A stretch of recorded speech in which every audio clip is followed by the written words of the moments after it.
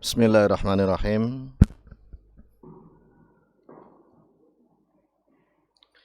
Assalamualaikum warahmatullahi wabarakatuh.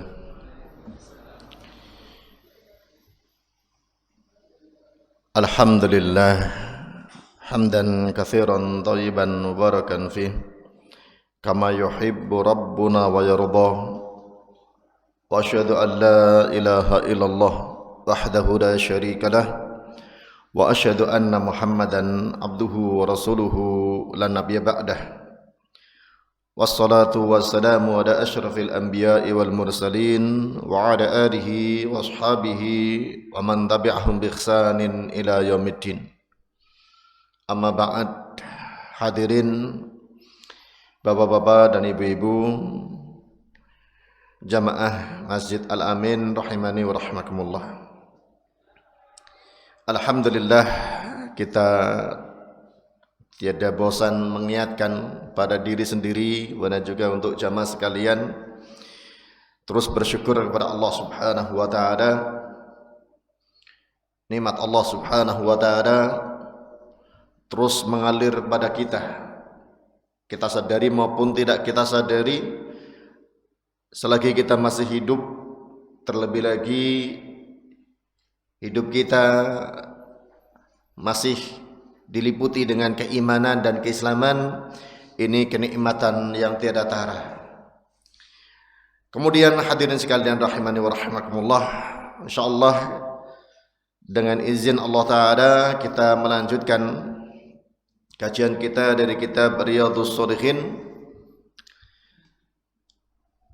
kitab yang membawakan tentang sabda-sabda Nabi sallallahu alaihi wasallam sesuai dengan judulnya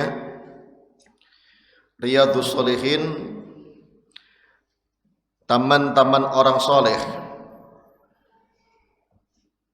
yang menjelaskan tentang sabda Nabi sallallahu alaihi wasallam. Di samping juga dibawakan tentunya firman-firman Allah Subhanahu wa taala. Karena penulis kitab Riyadhus Shalihin ini metodenya simple, membawakan judul kemudian ayat dan hadis. Hampir tidak ada ucapan dari Imam Nawawi kecuali sedikit sekali. Ini menunjukkan bahwasannya seorang muslim mestinya tak kala dibawakan suatu tema, cukuplah dalilnya Al-Quran, kemudian dalilnya hadis Nabi Muhammad sallallahu alaihi wasallam. Imam Nawawi rahimahullah taala, penulis kitab ini, ingin menanamkan kepada kita, cintailah firman Allah, cintailah sabda Rasulullah sallallahu alaihi wasallam dengan wujud terus membacanya. Ini yang sekarang kadang miris.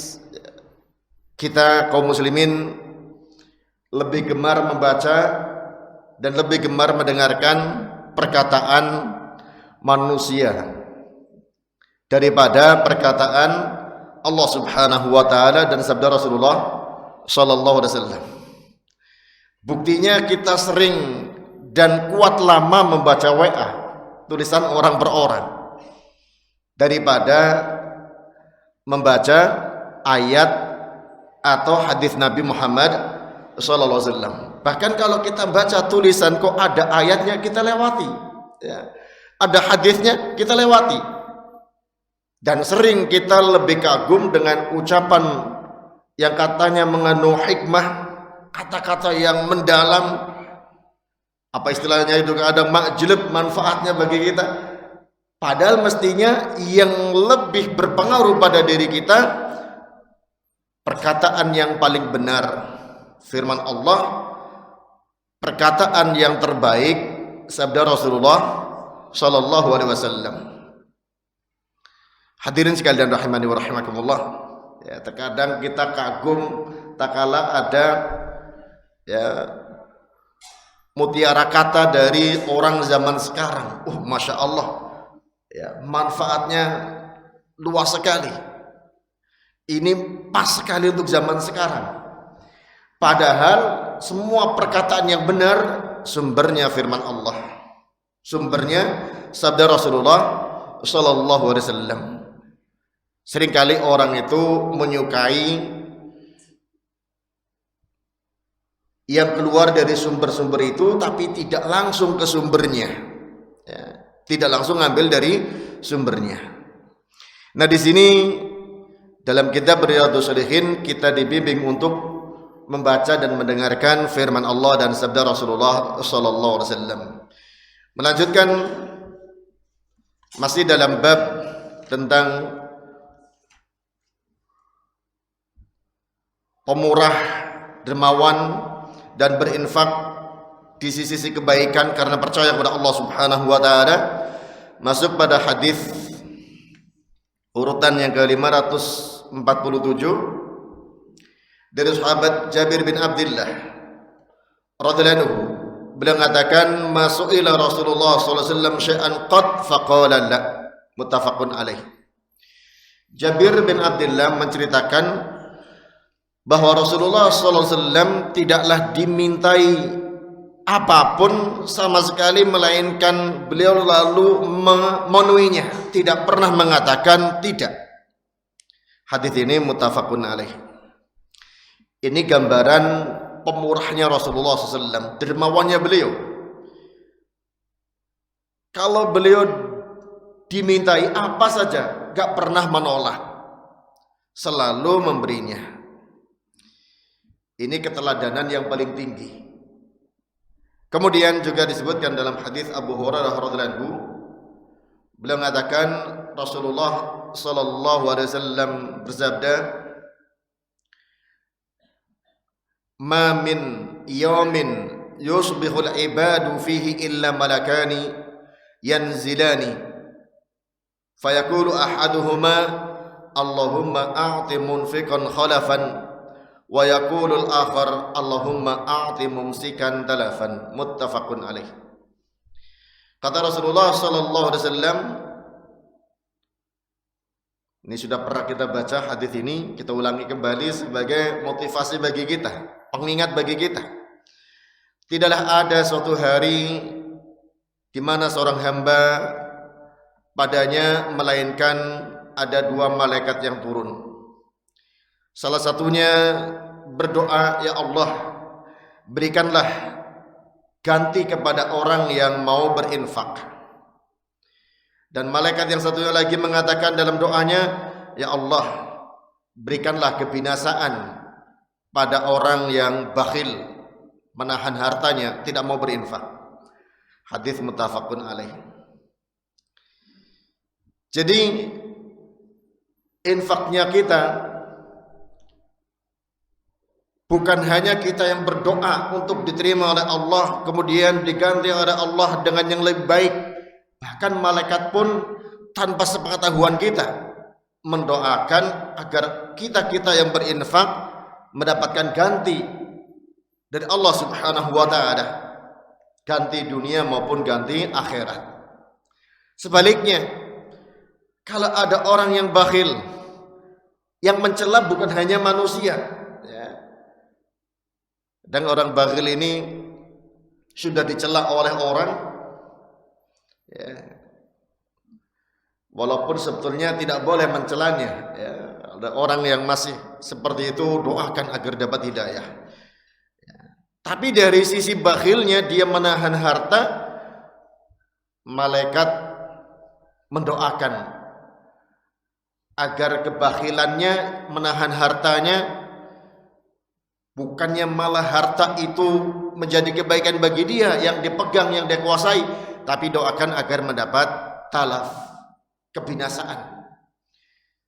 Kebinasaan ini terang oleh para ulama bisa jadi dalam wujudnya, ya, hancur. Orang nabung disimpan-simpan untuk beli mobil yang mewah, gak mau berinfak, nanti mengurangi tabungannya. Orang yang, ya, menahan hartanya, targetnya ingin punya rumah mewah, gak mau berinfak, ya. Bisa jadi kalau Allah berkehendak dengan sebab doa malaikat ini hilang hartanya. Bisa jadi waliyadzubillah ada musibah besar. Apakah mungkin kena kejahatan, ya, perampokan, begal atau yang lainnya, atau sebab lainnya, hilang memang hartanya waliyadzubillah.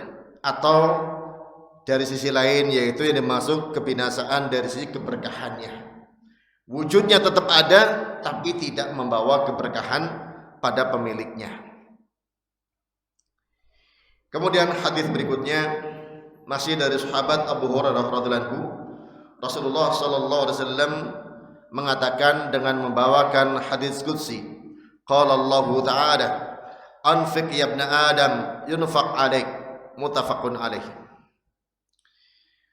Allah Ta'ala mengatakan dalam hadis qudsi ini, berinfaklah hai manusia, anfiq ya ibna adam, berinfaklah wahai manusia, yunfaq alaik, engkau akan dinafkahi. Hadis ini hadis sahih dari Imam Bukhari dan Muslim. Maknanya engkau akan dinafkahi sebagaimana semakna dengan hadis-hadis lainnya. Orang yang berinfak tidak akan berkurang hartanya, akan dinafkahi oleh Allah Subhanahu wa taala dengan dilapangkan rizkinya, diberi ganti dari apa yang dinafkahkan, baik ganti segera di dunia maupun nanti di akhirat. Makanya orang yang mendapatkan sedekah dari orang lain, mendapatkan infak, mendapatkan kebaikan, balasan terbaiknya doa. Jazakallahu khairan. Semoga Allah membalasmu dengan yang lebih baik. Kadang orang menyepelekan, ya, cuma bisa mendoakan. Jangan menyepelekan. Ini justru, ya, apa yang juga dilakukan oleh malaikat tadi, mendoakan agar orang yang berinfak kepada kita ataupun kepada yang lain mendapatkan ganti dari Allah Subhanahu wa taala dengan yang lebih baik. Kemudian masuk pada hadis yang ke-550 dari sahabat Abdullah bin Amr bin As radhiyallahu anhu, anna rajulan sa'ala Rasulullah sallallahu alaihi wasallam ayyu salami khair. Kata sahabat Abdullah bin Amr bin As radhiyallahu anhu, ada seseorang, gak disebutkan namanya, bertanya kepada Rasulullah SAW. Yang bertanya kepada Rasulullah SAW langsung berarti ini seorang sahabat, ya. Karena dia mukmin, bertemu dengan Rasulullah, bicara dengan Rasulullah, apalagi di sini dalam bentuk pertanyaan. Pertanyaannya, ayyul islami khair, Islam apa yang terbaik? Banyak pertanyaan seperti ini ditujukan kepada Rasulullah SAW. Rasulullah mendapat pertanyaan yang sama, jawabannya beda-beda, tergantung si penanya, ya. Tergantung siapa yang bertanya. Karena Rasulullah SAW sangat paham terhadap karakter para sahabatnya. Oh, sahabat ini bertanya seperti ini, ada kekurangan di sini, maka jawabannya seperti ini. Nah, yang ditanyakan ini Islam yang terbaik, yang dijawab oleh beliau kepada orang ini, tut'imu tu'am, engkau memberikan makan, wa taqra'us salam ala man arafta wa man lam ta'rif, engkau mengucapkan salam kepada orang yang engkau kenal dan juga kepada orang yang tidak engkau kenal. Walaupun tidak kenal jati dirinya, tapi dia muslim, sampaikan salam kepadanya. Hadis ini muttafaqun alaih. Memberi makan disampaikan oleh Nabi SAW sebagai kebaikan seorang muslim, bahkan dikatakan yang terbaik secara umum. Tut'imu ta'am, apakah yang diberi itu muslim ataukah non muslim? Apakah yang diberi itu orang yang dalam ketaatan ataupun bukan orang yang dalam ketaatan? Secara umum memberi makan adalah kebaikan dalam Islam ini. Apalagi kalau kemudian yang diberi makan seorang muslim, yang diberi makan muslim yang membutuhkan dalam keadaan lapar. Karena dalam hadis lain juga disebutkan, ya, di antara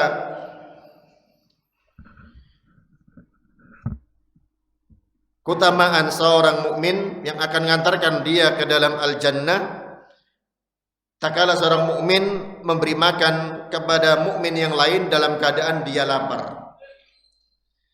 Dalam keadaan lapar ada beberapa keadaan tentunya. Ada yang lapar karena puasa, ya. Memberi makan kepada orang puasa keutamaannya ada sendiri. Kepada orang memberi makan kepada orang lapar secara umum saja ada keutamaannya. Ya. Apalagi tak kala memberikannya di saat dia sangat membutuhkan, lapar dan tidak ada yang dimakan, kemudian ada yang memberikannya, ini tentunya lebih besar daripada di saat dia lapar tapi ada dia yang dimakan, ya. Karena hadis ini sifatnya umum, ya, tut'imut ta'am, memberi makan. Ini saja sudah merupakan kebaikan, apalagi kalau dalam keadaan-keadaan tertentu. Kemudian taqra'us salam, mengucapkan salam. Salam ini sering kita sampaikan sebagai tanda kecintaan. Seorang muslim salamnya yang diajarkan oleh Rasulullah sallallahu alaihi wasallam. Kecintaan kepada sesama muslim. Salam ini mengandung doa. Assalamu alaikum, keselamatan atas kalian. Selamat dari apa? Ya, selamat di dunia dari segala penderitaan, keselamatan di akhirat dari azab neraka. Makanya lanjutannya warahmatullahi wabarakatuh. Rahmat Allah dan keberkahannya juga untuk kalian. Rahmat Allah hanya diberikan kepada orang mukmin. Ya, gak mungkin rahmat Allah diberikan kepada orang kafir. Keberkahannya pun demikian. Makanya assalamualaikum warahmatullahi wabarakatuh khusus untuk orang mukmin. Adapun kalau kepada orang kafir tidak mendahuluinya, kecuali kalau diikutkan bersama karena di tempat yang bercampur di situ ada mukmin, ada non mukmin, ada muslim, ada non muslim. Maka ucapannya ya tujukan untuk orang-orang muslim, untuk orang-orang mukmin walaupun dalamnya bercampur. Kemudian masuk hadis yang berikutnya 551, wa anhu, masih dari sahabat Abdullah bin Amr bin As radhiyallahu anhu, Rasulullah sallallahu alaihi wasallam bersabda, arba'una khoslatan a'laha manihatul anzi. Ada 40 karakter kebaikan, paling tingginya manihatul anzi, meminjamkan kambing untuk diperah susunya lalu dikembalikan lagi, namanya minjamkan. Ini merupakan kebaikan, memberi manfaat dengan apa yang dimiliki. Disampaikan oleh Nabi SAW saat itu, kambing yang bisa diperah susunya dipinjamkan ke orang untuk diperah, silakan, merah sendiri susunya, selesai kembalikan. Ma min amilin ya'malu bi khoslatin minha raja'a thawabiha wa tasdiqa mau'udiha illa adkhalahu Allah ta'ala bihal jannah. Tidaklah seorang mengamalkan satu karakter dari karakter-karakter tersebut, berharap pahalanya dan mempercayai janjinya, melainkan Allah Ta'ala akan masukkan dia ke dalam surga dengan amalan tersebut. Hadis sahih riwayat Imam Bukhari. Selalu diingatkan tak kala amal soleh akan masuk surga bila diiringi dengan keimanan, kepercayaan kepada Allah Subhanahu wa Ta'ala. Percaya terhadap apa yang Allah Ta'ala janjikan. Tapi kalau beramal soleh, apapun bentuk amal solehnya, tidak mengharapkan dari Allah Subhanahu wa Ta'ala, harapannya dari manusia, innamal a'malu binniyat, amalan itu dengan niatnya. Makanya orang yang beramal soleh, sodakoh, berbagi, berinfak, ya, atau apapun namanya, memberi ke orang lain, bukan karena Allah tapi karena manusia, rawan kecewa, ya, rawan untuk sakit hati Makanya ini berbagi yang diajarkan Islam betul-betul tulus, tidak mengharapkan dari manusia sama sekali, siapapun manusianya. Yang diharapkan hanya balasan Allah Subhanahu wa taala. Maka jangan heran kalau kemudian banyak bantuan ya, yang tidak tulus karena event-event pemilihan kepala daerah, pemilihan kepala desa, pemilihan ini, pemilihan itu, ya, menimbulkan keributan di belakang karena ternyata pemberian itu tidak sesuai dengan harapannya. Ya, dan ini sudah tidak asing lagi. Sebetulnya ini sudah sering kita ingatkan, jangankan yang seperti itu bentuknya, pemberian orang tua saja menafkahi anak. Kalau bukan karena Allah Subhanahu wa taala, anaknya kemudian durhaka, dia akan ngumpat kepada anaknya dan ngungkit pemberiannya.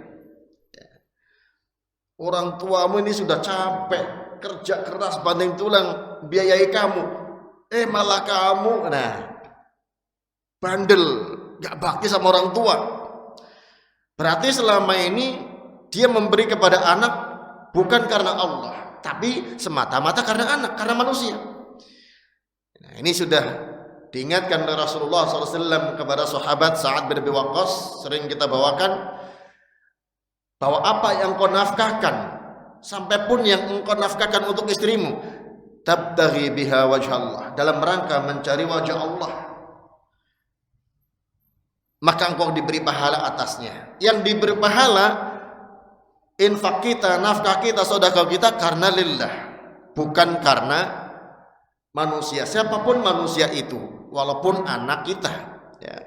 Makanya orang tua menafkahi anak akan berpahala bila niatnya mendapatkan ganti dari Allah Subhanahu wa taala. Dan ini sebetulnya juga yang menenteramkan, ya. Karena kita juga kadang kecewa dengan anak kita, tidak sesuai harapan. Namun kalau dia tulus karena Allah dalam menafkahinya, ya, dia juga akan tenang, gak apa-apa, Allah yang akan ganti. Ya, ini dalam segala hal. Begitu pula suami nafkahi istrinya.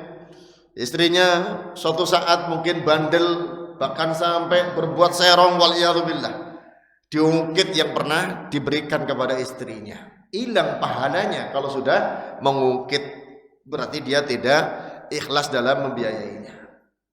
Ini yang harus menjadi introspeksi bagi kita semuanya.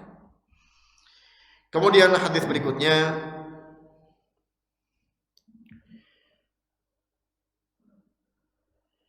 dari Abu Umamah Sudai bin Ajlan radhiyallahu anhu. Beliau mengatakan Rasulullah sallallahu alaihi wasallam bersabda, "Ya ibn Adam, innaka an tabdhula al-fadla khairun laka wa antum sikahu syarrun laka."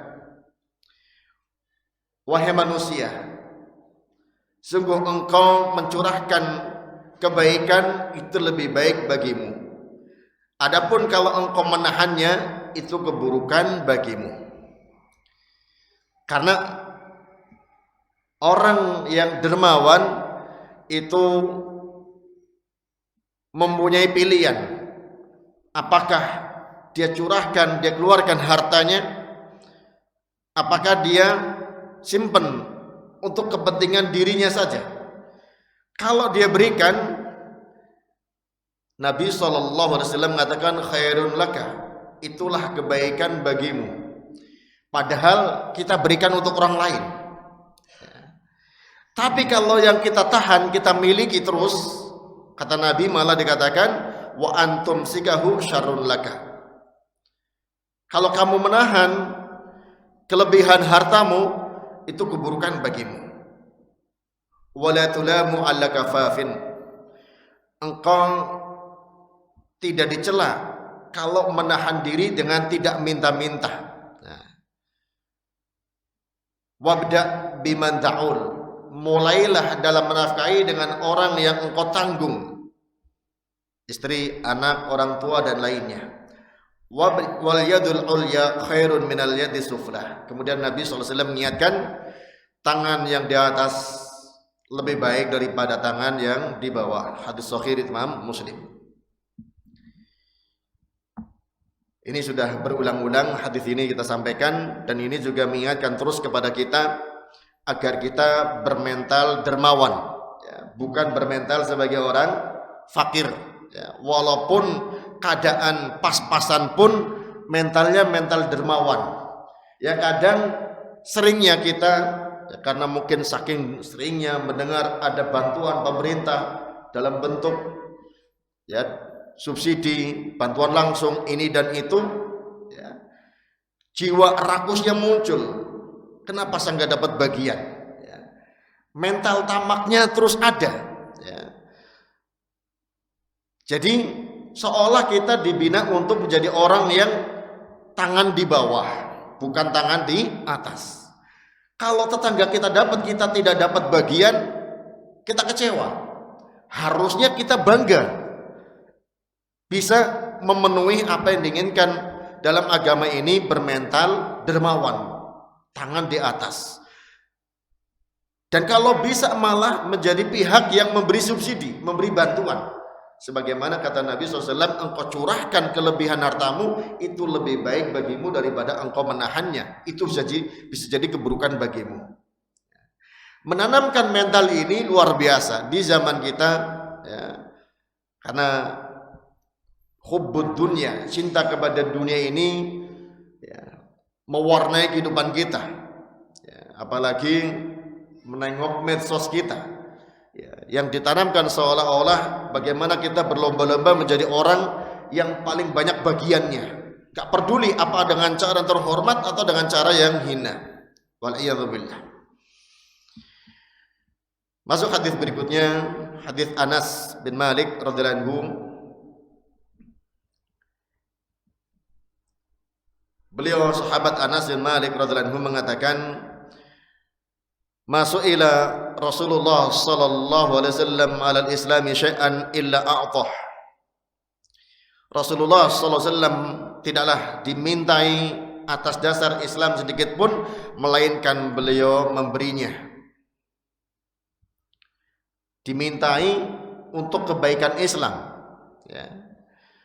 Seorang muslim butuh bantuan, selalu diberi oleh Rasulullah sallallahu alaihi wasallam.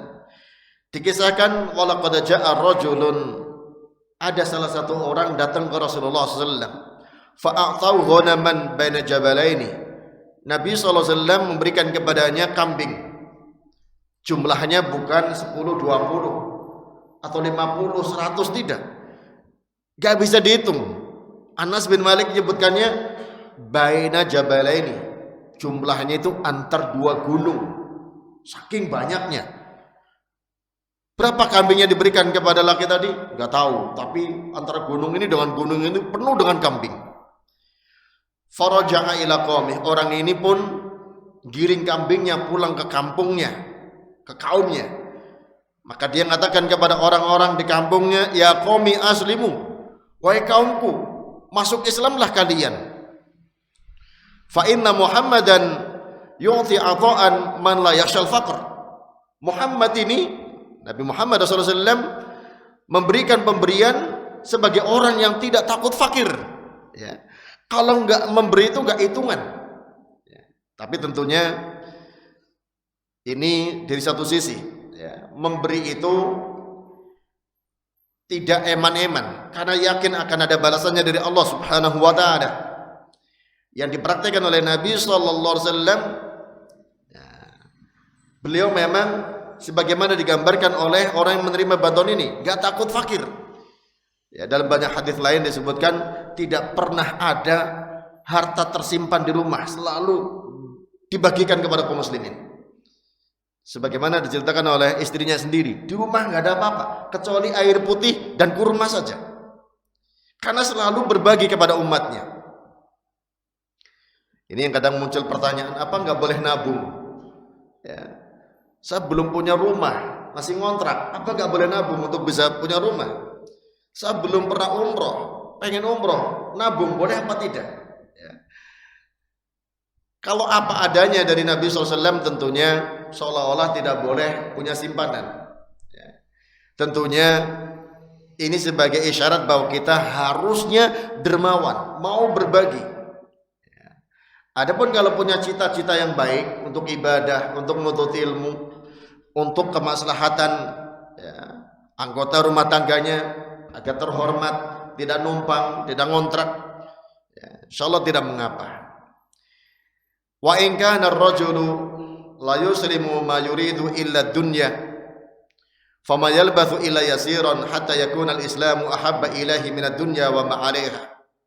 Kemudian diterangkan oleh sahabat Anas bin Malik, lelaki tadi masuk Islam hanya menginginkan dunia, pemberian dari Nabi SAW, namun itu ternyata tidak berlangsung lama, hingga ternyata Islam itu telah merasuk ke dalam jiwanya, bahkan lebih dia cintai daripada dunia dan apa yang ada di atasnya, karena terkesan dengan metode dakwahnya Nabi Muhammad sallallahu alaihi wasallam. Hadis ini sahih riwayat Imam Muslim. Kemudian masuk hadis berikutnya 554, wa an Umar radhiyallahu anhu, beliau mengatakan, Umar ibn al-Khattab radhiyallahu anhu mengatakan, qasama Rasulullah sallallahu alaihi wasallam qasaman. Rasulullah sallallahu alaihi wasallam membagi pembagian harta. Fakultu, aku mengatakan, ya Rasulullah, la ghairu haula kanu ahaqqu bihi minhum. Wahai Rasulullah, kata Umar kepada Rasulullah sallallahu alaihi wasallam, mereka yang diberi itu ternyata orang yang sebetulnya kecukupan, ada yang lebih berhak daripada mereka. Anggapan Umar ibn al-Khattab ini enggak tepat sasaran. Ada yang lebih berhak lagi untuk mendapat pemberian Rasulullah sallallahu alaihi wasallam. Dan kata Rasulullah sallallahu alaihi wasallam, innahum khayyaruni an yas'aluni bil fuhshi fa'utihim aw yubakhiluni wa lastu bibakhilin. Rawahu Muslim. Mereka orang-orang yang aku beri itu memberi pilihan kepadaku. Apakah aku memberikan kepada mereka, ya, karena mereka mintanya dengan ngotot, lalu aku beri kepada mereka, atau mereka menganggap aku bakhil kalau aku tidak memberi. Walastu bibakhilin, aku bukan orang bakhil, maka aku berikan kepada mereka. Walaupun menurut pandangan Umar ini orang kecukupan, ada yang lebih berhak. Namun Nabi SAW ingin menepis bahwa Nabi bukan orang bakhil, orang itu pun diberi. Ya, hadis ini sahih Imam Muslim. Faedah dari hadis ini disebutkan oleh para ulama, di antaranya oleh penulis kitab Bahjatun Nadhirin, bahwa seorang boleh mensifati dirinya dengan sifat-sifat terpuji, bukan sebagai kebohongan, bukan sebagai kesombongan, bukan untuk membanggakan diri, tapi untuk menepis tuduhan, untuk menghilangkan kesan negatif. Ya, seorang boleh melakukan hal seperti itu, seperti yang dilakukan oleh Nabi Sallallahu Alaihi Wasallam. Dan kenyataannya Nabi SAW demikian, orang bakhil, sebagaimana dalam hadis-hadis sebelumnya yang kita baca. Ya. Siapapun yang minta diberi, minta apapun diberikan. Ya. Kemudian hadis berikutnya dari Jubair bin Mut'im radhiyallahu anhu, beliau mengatakan, bainama huwa yasiru ma'an Nabi sallallahu alaihi wasallam maqafalatan min Hunain, takala Jubair bin Mut'im bersama Nabi sallallahu alaihi wasallam pulang dari Hunain, dari perang Hunain. Fa'aliqahul a'rab yas'alunahu, ada orang Arab Badui, orang Arab pedalaman, ya, di zaman Nabi sallallahu alaihi wasallam sampai zaman sekarang masih ada orang Arab pedalaman, orang yang minim pengetahuannya. Maka orang-orang minim pengetahuannya pun adabnya kurang baik. Mereka mendekati Nabi SAW untuk meminta, hadar terru ila samurah, desak terus, mendekat terus sampai Nabi SAW kepepet, kejepit ke suatu pohon. Fakhatafat rida'ahu, sampai sorban beliau kesangkut di pohon tersebut. Maka Nabi SAW berhenti di situ dan mengatakan, "U'tuni ridai, berikan kepadaku sorbanku. Falau kana li adadu hadhihi al-idha na'aman laqasamtuhu bainakum. Thumma la tajiduni bakhilan wala kadzaban wala jabbanan." Rahul Bukhari. Ini menguatkan hadis yang sebelumnya tadi. Ya. Kata Nabi SAW, andai kata aku memiliki kenikmatan sejumlah pohon ini yang begitu banyak, atau duri-duri yang ada di pohon ini, aku akan bagikan kepada kalian semuanya. Kemudian engkau tidak menjumpai aku dalam keadaan bakhil, tidak dalam keadaan berdusta, tidak pula dalam keadaan pengecut. Rawahul Bukhari. Ya. Nabi SAW ingin menepis lagi dalam hadis ini. Aku bukan orang bakhil, aku bukan pendusta, aku bukan pengecut. Apapun yang kalian minta, kalau ada aku akan berikan kepada kalian. Dan ini mestinya ya, jadi keteladanan bagi umatnya. Ya. Tak kala menyampaikan karakter baik, ya wujudkan sesuai dengan kenyataan. Ya, kita kan sering menyampaikan ya, tentang karakter kita. Nah, ini yang perlu diungkapkan sebagai wujud bahwa ia ingin seperti itu. Ya. Adapun Nabi SAW menyampaikan yang kenyataannya seperti itu. Ya. Tidak bakhil, bukan pendusta, dan tidak pengecut. Kemudian masuk pada yang berikutnya, hadis dari Abu Hurairah radhiyallahu anhu. Rasulullah sallallahu alaihi wasallam bersabda dalam hadis yang sering berulang, "Ma naqasat shadaqatun min malin wa ma zadallahu 'abdan bi'afwin illa 'izza wa ma tawada'a ahadun lillahi illa rafa'ahu Allah." Rawahu Muslim. Kata Rasulullah sallallahu alaihi wasallam, tidaklah sedekah mengurangi harta, dan tidaklah seorang hamba memberi maaf melainkan Allah Ta'ala tambahkan kemuliaannya, dan tidaklah seorang tawadhu karena Allah melainkan Allah Ta'ala mengangkat derajatnya. 3 keadaan di mana seorang kadang salah memahaminya. Sedekah dianggapnya mengurangi harta. Memaafkan, oh berarti orang hina ini, gak mampu melawan. Padahal orang yang memaafkan lillah karena Allah akan dijadikan mulia dia. Dan orang yang merendah, tawadhu, dianggapnya ya orang yang gak memiliki sarana untuk terhormat. Padahal orang yang tawadhu lillah akan diangkat oleh Allah Subhanahu wa ta'ala. Ini selalu perlu disampaikan karena kadang ya, logika kita lebih menguasai keimanan kita. Ya, karena kenyataan yang ada di mata kita dari uang ya, yang kita keluarkan otomatis berkurang. Nah, keimanan kita harus yakini tidak ngurangi, tapi logika kita katakan dari uang 10 juta kalau diinfakkan 1 juta ya tinggal 9 juta. Tapi ini perlu ditepis terus dengan keimanan kita kepada nas-nas Al-Quran dan sunnah Rasulullah Sallallahu Alaihi Wasallam. Sudah masuk Isya. Anjir. Kita lanjutkan pada hadis yang ke-557 dari Abi Kabsyah Amr bin Sa'ad Al-Anmari radhiyallahu anhu. Abi Kabsyah Amr bin Sa'ad Al-Anmari radhiyallahu anhu, beliau mendengar Rasulullah sallallahu alaihi wasallam bersabda, "Thalathatun uqsimu alaihinna wa uhaddithukum hadithan fahfadhuhu." Kata sahabat Abu Kabsyah ini, ada 3 perkara, aku bersumpah atas 3 perkara ini, dan aku ceritakan kepada kalian satu hadis, maka hafalkanlah. Ma naqasa malu 'abdin min shadaqah. Harta seorang tidak berkurang karena sedekah. Wala dzulima 'abdun madlamatan sabara 'alaiha illa zadahu Allahu 'izzah. Tidaklah seorang hamba dizalimi dengan satu kezaliman lalu dia bersabar atasnya, melainkan Allah Ta'ala tambah kemuliaan badannya. Wala fataha 'abdun baba mas'alatin illa fatahallahu 'alaihi baba faqrin. Dan tidaklah seorang hamba membuka pintu minta-minta melainkan Allah bukakan bagi dia pintu kefakiran.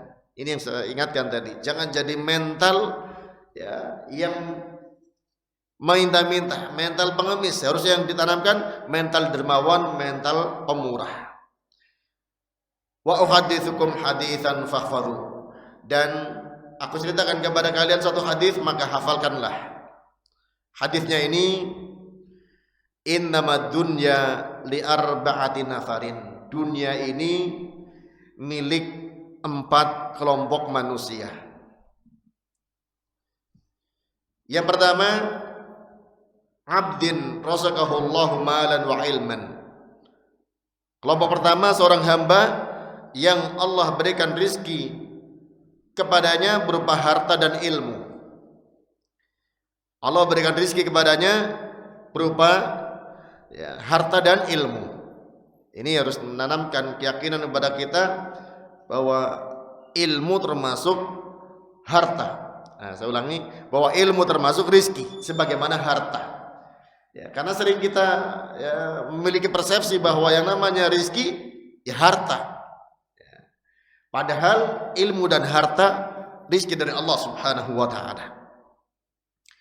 Fahuwa yattaqi fihi rabbah. Orang yang memiliki harta dan ilmu, dia bertakwa pada hartanya, pada ilmunya kepada Allah Subhanahu wa ta'ala. Wa yasiru fihi rahimah. Dan dia menyambung silaturahmi dengan ilmu dan hartanya. Wa ya'lamu lillahi fi haqqah. Dan dia mengerti hak pada hartanya.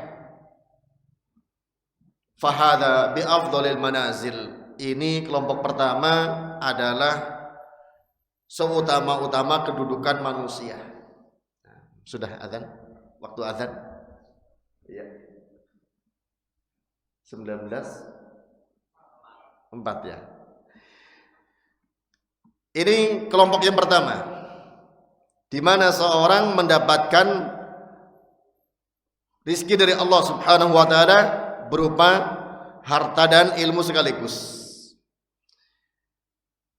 Ilmu di sini kalau disebutkan oleh Rasulullah SAW tentunya maksudnya ilmu agama. Karena sekarang kata ilmu dipakai dalam berbagai macam ilmu. Ilmu kesyirikan pun dikatakan ilmu. Ilmu khurafat dikatakan ilmu. Semua yang sifatnya pengetahuan dikatakan ilmu. Tapi kalau melihat kepada Al-Quran, melihat kepada Sunnah Rasulullah SAW, disebutkan di sana kata ilmu, yang dimaksud ilmu agama. Yang dimaksud dengan ilmu agama firman Allah dan sabda Rasulullah sallallahu alaihi wasallam. Insyaallah ini dulu, insyaallah kita lanjutkan nanti setelah adzan. Silakan muadzin.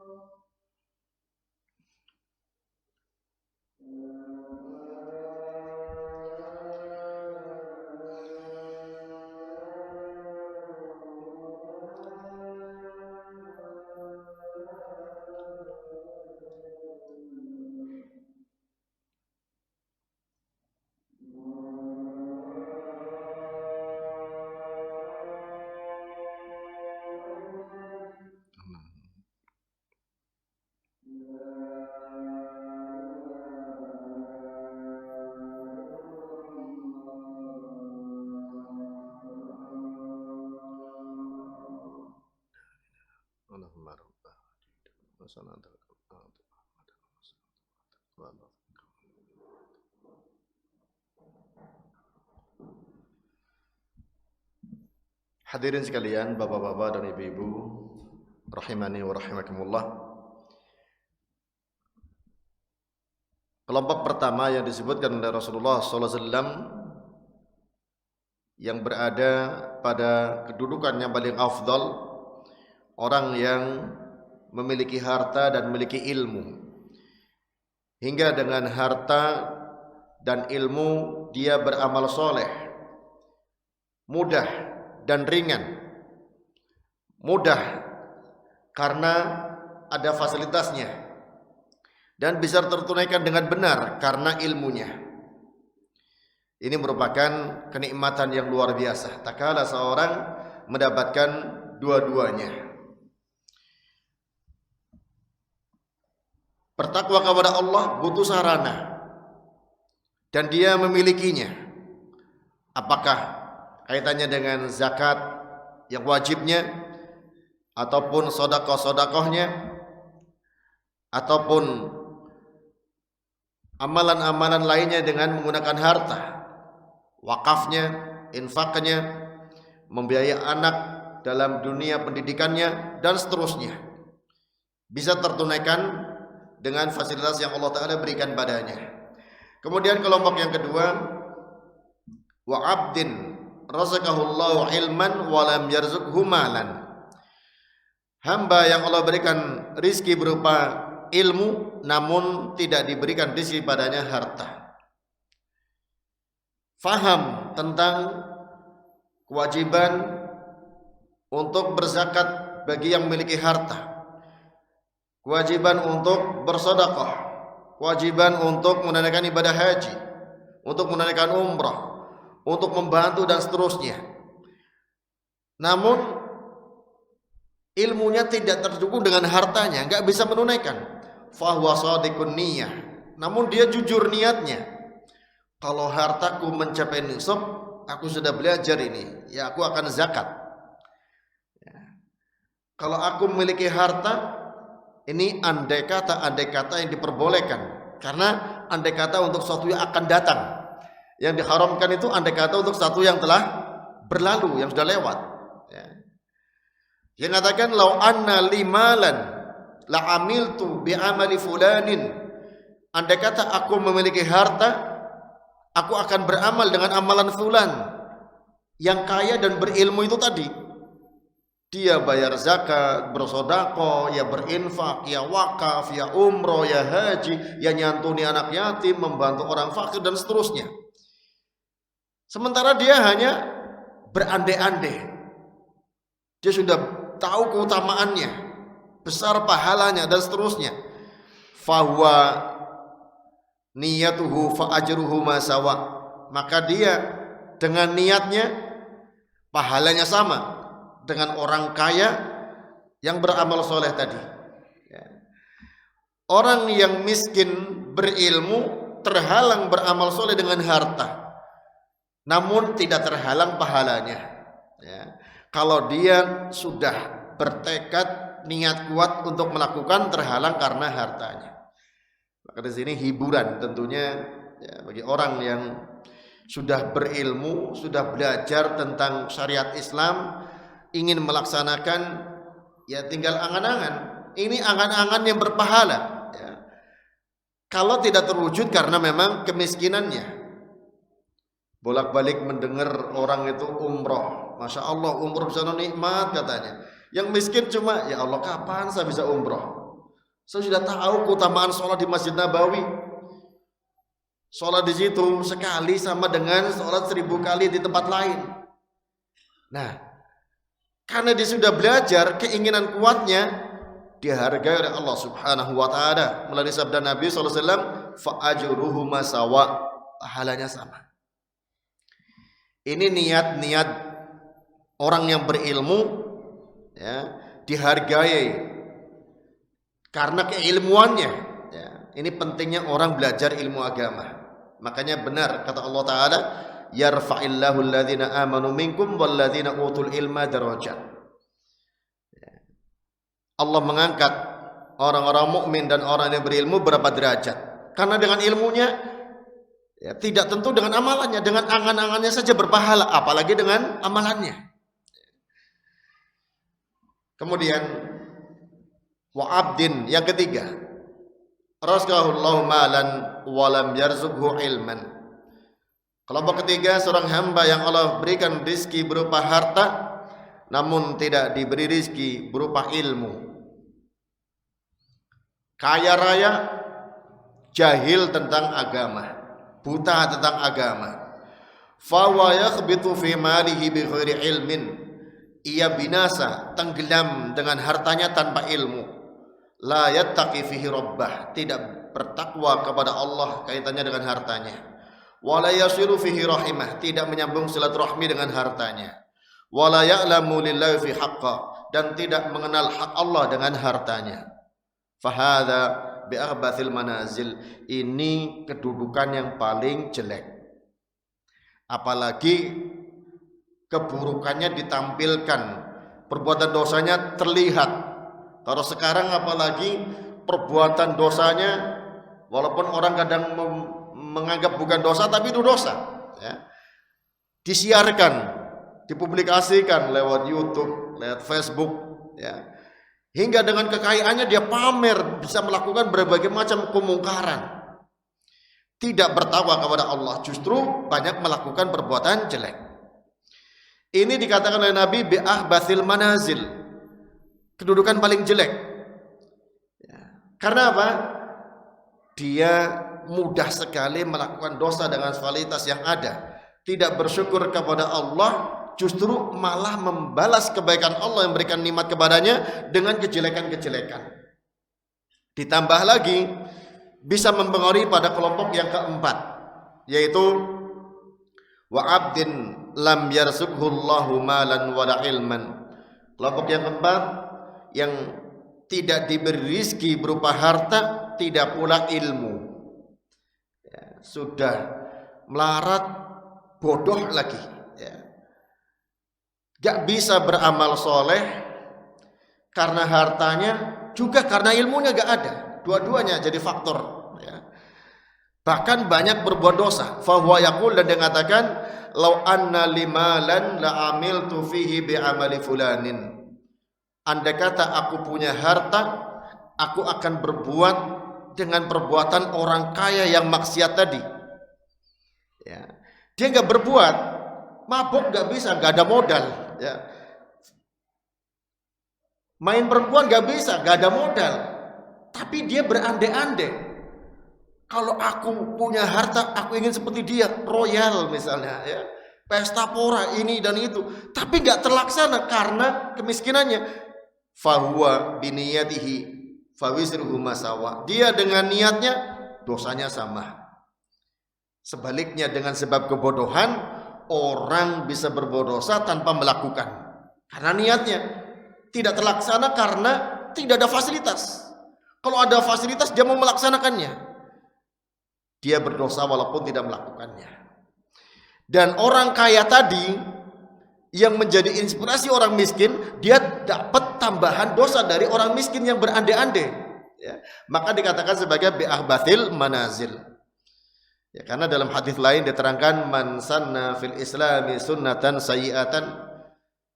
Ya, barang siapa dalam Islam ini membuat kejelekan, melakukan kejelekan, ya, lalu dia dapat dosa dan dosa orang yang mengikutinya, mendapatkan dosa dari orang yang terinspirasi dengan perbuatannya. Maka dikatakan kelompok yang ketiga tadi bi'akhbathil manazil. Karena seolah dia ngajak, ayo berbuat seperti aku, ayo lakukan seperti aku. Kalau punya harta bisa begini dan begini, walaupun dia tidak ngajak, tapi terlihat terang-terangan. Nah, ini bahayanya orang yang punya fasilitas berbuat dosa ditambah terang-terangan. Jadi inspirasi bagi orang-orang miskin, ya, yang tidak memiliki fasilitas namun punya keinginan. Maka hati-hati dari fasilitas yang Allah berikan kepada kita, dan hati-hati dari dosa terang-terangan. Maka dengan ini gemarlah nuntut ilmu, semangatlah nuntut ilmu. Kalau ada yang bisa kita amalkan, alhamdulillah. Kalau ada yang belum bisa kita amalkan, kita dapat ilmu itu sudah berpahala, berangkatnya saja berpahala, angan-angannya berpahala.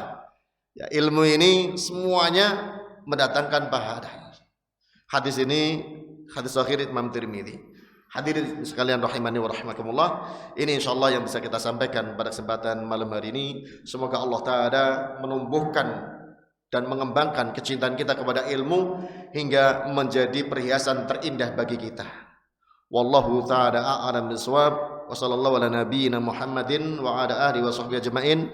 Subhanakallahumma wa bihamdik asyhadu an la ilaha illa anta astaghfiruka wa atubu ilaik. Assalamualaikum warahmatullahi wabarakatuh.